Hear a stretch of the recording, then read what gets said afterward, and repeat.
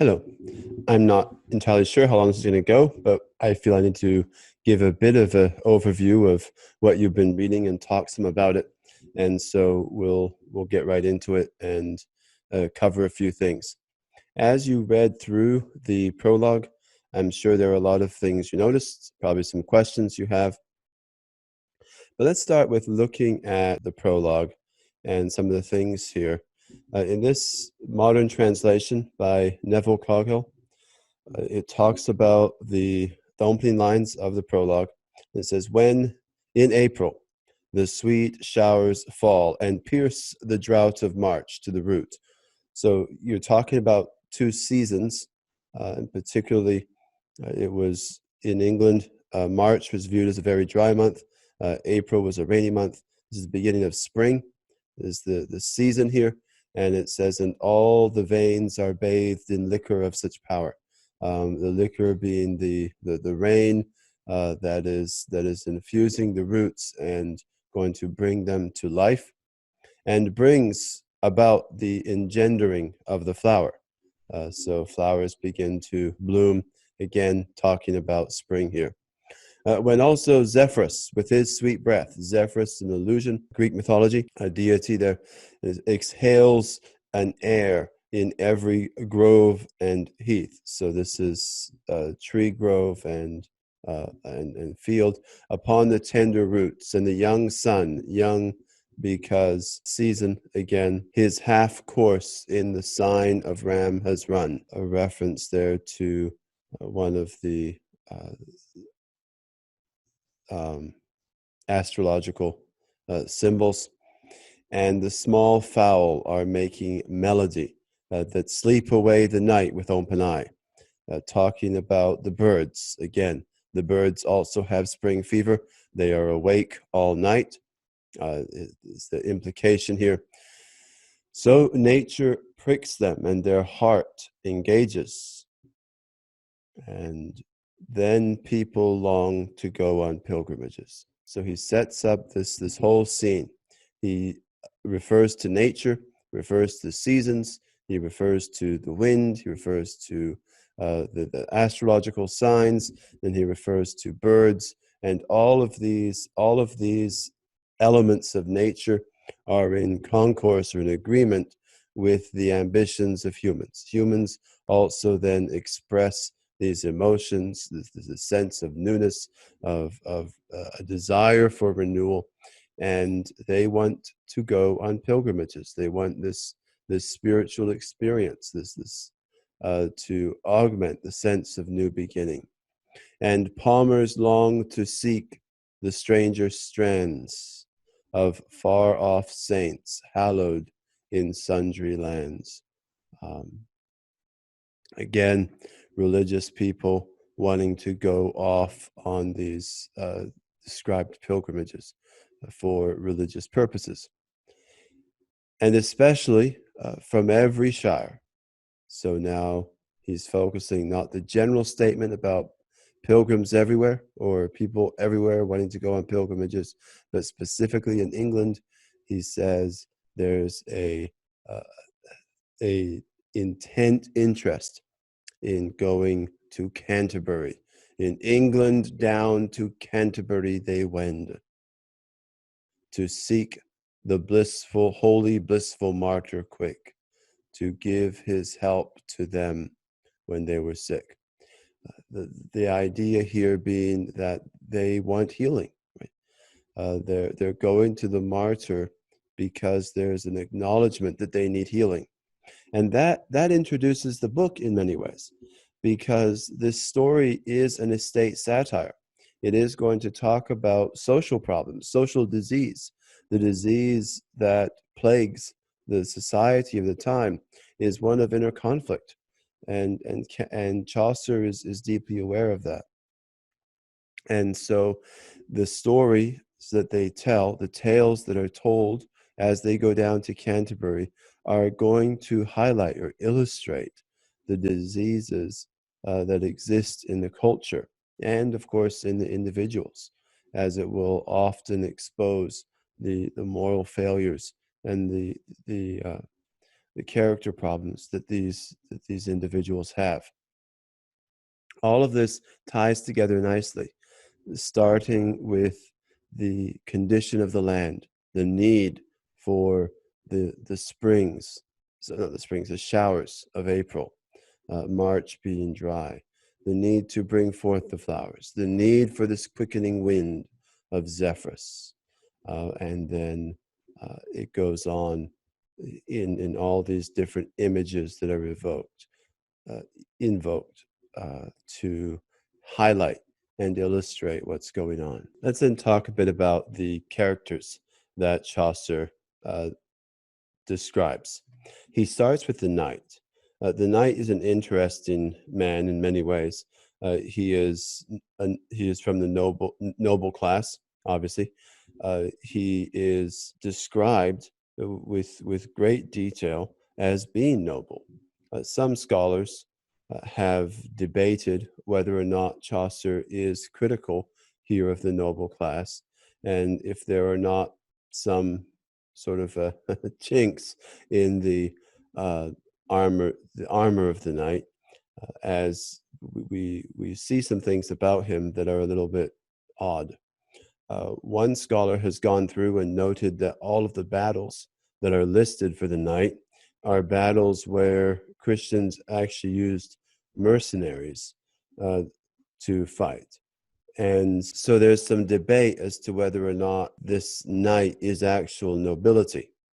The other issues here are this knight is clearly been fighting uh, far and wide for Christendom, spreading the power of the established Christian church uh, through military force, which is obviously a problem. And through all that, he seems to have lost out a bit on home front, because the squire, his son, is not as noble as his father. His son seems to be quite distracted by much more self-centered issues. That's probably the nicest way to put it. But his son is nowhere near the man that his father is. And so the question is, has the knight actually failed in his first responsibility as a man, which is, in this case, to have been a father and raise his son as he ought to have. Now, other issues are the knight's armor place seems to be rusty. The knight seems to his horse is not well dressed, and that those may not be problems, but they might be. There may be some suggestion on Chaucer's part here that this knight is not all that he's cracked up to be. And the next person described is the squire who is following the knight. He has his own problems. He's described somewhat favorably, but he's clearly distracted. He is more interested in love than war, and love there is meant euphemistically, I believe. The prioress is then the next individual, the third individual that is described. The prioress is the head nun at a convent. The issue with her, one of the issues that with her is that for a nun, she's incredibly well dressed. This would not have been customary for nuns. She clearly is living a lifestyle that is somewhat of in contrast to what would be expected of someone in her profession. The prioress's name is Madame Eglantine. She has a number of oddities about her. The gold brooch that she has on her, her dogs that she cares about so deeply, who she will weep if anyone hurts the dogs. She feeds the dogs milk and bread, if I remember correctly. She takes great care of these dogs. Of course, that seems odd. It seems odd that at a time of the Middle Ages that you'd be spending this much money and attention on animals instead of on people, especially for someone who has devoted their life to the service of other people. On her brooch, she has the motto, or at least the A that represents the motto, love conquers all. Scholars have debated which love that's talking about. Is this the love of God? Is this the love that she should be representing? Or is there a secret message here that Chaucer is indicating that perhaps this prioress is not as celibate as he makes her out to be initially? The fourth character I want to refer to briefly is the monk. The monk is a member of the second estate, so he's a churchman. He is called an outrider. So he's a monk who is allowed to leave the monastery and to go and do business for the monastery. But this monk is odd. This monk likes most of all to hunt. This hunting, of course, is not really the kind of activity you expect a monk to be engaged in. Hunting at the time as a sport was an upper class activity. It was not something that most people would do. And so this monk has his problems. He also sort of repudiates Saint Augustine here. He says that why should a monk just be confined to a cloister? That he doesn't agree with the statement at all that says that a monk out of his cloister is like an oyster out of his shell. He rejects that. And Chaucer steps in. Chaucer, as the narrator, sides with the monk here, saying that he agrees with him. And that's odd, because later on, the Chaucer is going to say something that goes against this. But nonetheless, this is what we have. And the apparent contradiction may be one of the results of this not being a complete work. As it stands. Another member of the second estate that Chaucer talks about is the friar. The friars were interesting characters at this time. They were destabilizing characters. They were characters in general that threatened some aspects of normal church life in medieval England, because the friars were itinerants. So they could move around. They weren't linked to a monastery, and they could take confessions. So this resulted in a situation where a friar could come into town, he could take your confession, you could be absolved of your sin, and you didn't have to go to church. You didn't have to tell the priest. No one else had to know about it, and you got off. And if in some cases, these friars were compensated, sometimes quite well, for their services. And so the result of that was that they got rich, and the sinner got off free from their sin, and the local priest did not get the benefit that would come from that arrangement. The friars also often had a reputation of going to people's houses while the men were away, and they were not always known to have the best codes of conduct. And this particular friar is described here as having a greater familiarity with the bars and taverns of the towns. He knew them all well. And because he was such a good person, why should he have to hang out with lepers and poor people? So we see the duplicity of this character. This character is certainly not admirable in any way. And even though he's a good speaker, Chaucer does point that out. It's important to note here that Chaucer is not ridiculing the church. Chaucer is ridiculing some people in the church who are behaving badly.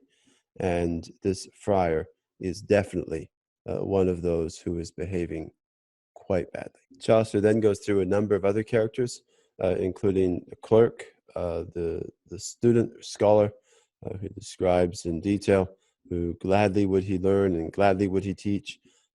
Certainly an interesting character. And there's the merchant, I think I mentioned it already, and the cook, The cook he describes as having a running sore on his leg, and Chaucer mentions that he thinks that's a bad thing, and I think we would all agree.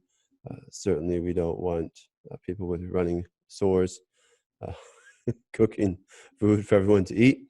But these are the things that Chaucer does. He throws in these details that when you look at them, you realize that there's something satirical going on here.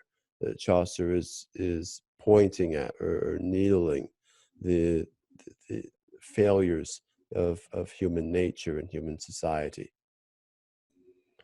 He talks about another character, a physician, who he says likes gold most of all. So again, pointing there, I think at the tendency of this physician to overcharge for his services. He's not in it really to help people, but to make money for himself and make his life easy. He talks about the shipman, who is, it's kind of code for more pirate-like character. He's tough. He's carries a sword. He seems to probably have taken some things that really don't belong to him, and this goes on. So we're not really sure exactly what kind of person he is in the end, even though he is on a pilgrimage. These are diseased people. These are people with diseases of the soul, who are going to Canterbury seeking healing. Then we get to Chaucer's most famous character, I believe, the wife of Bath. She has been married 5 times, and so the implication there, if she is the wife of a place, can both mean that she is a wife from that place, or she is a wife of that place. She's had many husbands there. She is a conflicted character, and Chaucer describes her that way. He describes some of her features. She, on some levels, he describes her as attractive. On other levels, he talks about the gap in her teeth, which could have multiple meanings in the Middle Ages. It could, on one hand, mean that she's attractive. It could also mean she's promiscuous. Just depends on who it's talking about. But in the Middle Ages, that was a feature that was viewed in a couple of different ways. She has been on other pilgrimages. She's been to Jerusalem. She's deeply religious, and one of the manifestations of her religion is she gets really upset if anybody goes before her to make an offering at church, and so she has this obsession with her appearance, which is certainly a problem in her character.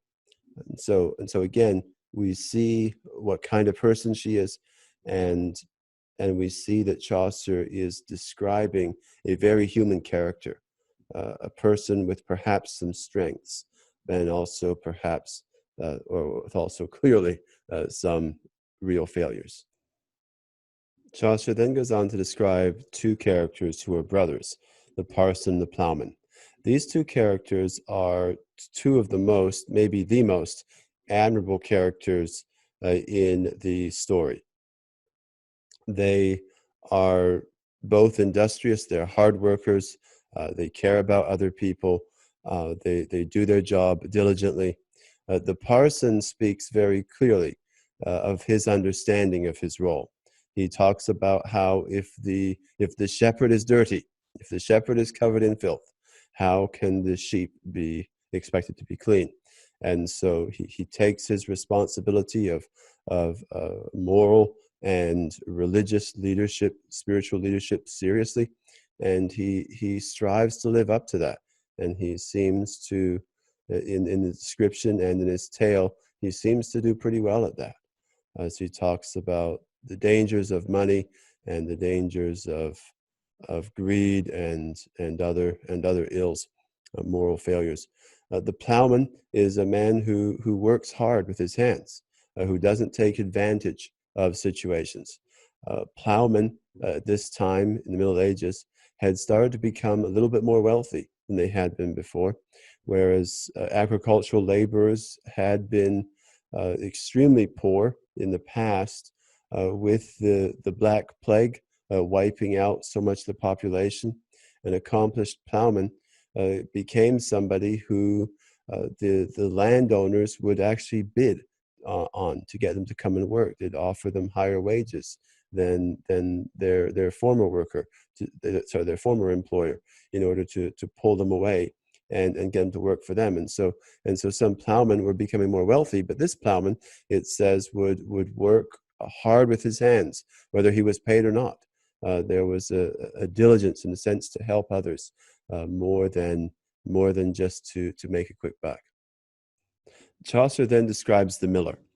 The miller is an interesting character. He is described as a strong man who carries a sword and a shield. He has a wart on his face with a bright red tuft of hair growing out of the wart. He likes to drink, get drunk. He knocks down doors with his forehead. He is often drunk and sometimes acts drunk even when he isn't. He has a big mouth, wide nostrils, and so these are some of the descriptions that Chaucer gives of him. The miller is not a good person in many ways.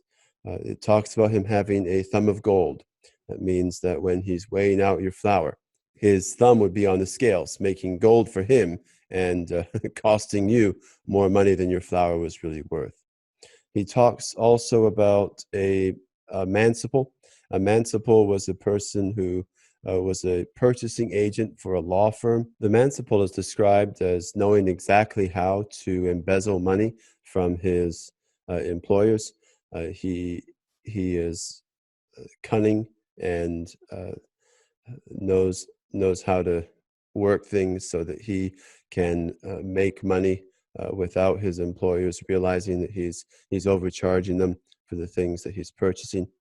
Then you have the reeve. The reeve is a manager for an estate, and he also is quite accomplished at lining his own pockets at the expense of those over him. The next character that Chaucer describes is another religious figure, again from now back to the Second Estate, and he is a terrible person. He looks terrible in that he has warts and all kinds of sores on his face. And this again, we see Chaucer's fascination with physiognomy, where he has people look like the kind of person they are. And so in the case of the summoner, his face is diseased like his heart is diseased. And you have a person, the summoner's job was to tell people that they had to come to court, to ecclesiastical court, where they would be charged for various religious crimes or sins, really. In some cases, adultery. In some cases, they would be charged for not attending the required services or whatever the case was. But he is clearly using that to his advantage, particularly to his advantage in terms of the young women of the town. He smells bad because of what he eats. He looks bad, and his actions are equally despicable. He is a morally flawed character in every way. Another character of remarkable interest is the pardoner. The pardoner is arguably one of the most despicable characters in the story. His job, it really is to sell indulgences. So this is Tetzel, and he's going around from village to village selling relics. He also notes that he has a girl in every town. He is an odd character. There's some discussion as to in critical circles, discussions to exactly what the issue is with him. Chaucer says that he's not sure if he is a gelding or a mare, and the issue there is obviously questioning his masculinity on some level. That will play into some of his story and some of his interaction with some of the other characters. And it is one of the aspects of that particular individual, of the partner, that makes him of uh, remarkable interest in modern scholarship. The last character that I want to touch on briefly is Harry Bailey. Harry Bailey is, of course, the innkeeper. He is the one who comes up with the idea of doing this tale-telling competition, and uh, and so this is the assortment of characters. Right? There's a lot of them. There's a lot that's going on here. There's a lot that's described, and you notice those details as you go through. But I wanted to highlight a few of them, just to touch on some of their uh, foibles and issues, and to link those characteristics back to those introductory lines that talks about these characters going on pilgrimage. Uh, they're going on a pilgrimage not so much because they are religious people, but they're going to seek healing. Now, I don't know how much they are aware that they need healing, but it is certainly true that Chaucer recognizes that these characters need healing, that in fact the whole society needs healing because the whole society is sick. And as you see how these characters interact with each other, how they fight, how they bicker, how they put each other down, the things that they hold up that should not be held up in honor, the things that are ridiculed that ought not to be ridiculed. You have a cross section of a society that is morally diseased in many ways, and this is something that Chaucer highlights, and he does so very, very well, with great description. But he does not do it in a high-handed, moralistic way. Uh, at times, it's difficult to know exactly where Chaucer comes down. Chaucer seems confused himself. Chaucer does not hold himself up as being above all this or better than all this. He is part of it. He's mixed in with it, as are so many members of the church who he describes as being flawed. Even though he does have the one uh, representative of that second estate who is upstanding, and he has a representative of the lower class, the third estate, that is upstanding, but most of the other characters all seem to have their flaws, all seem to, on various levels, uh, embody some degree of hypocrisy. Well, that's it for our introduction, and I hope that's helpful. And I will talk to you again soon.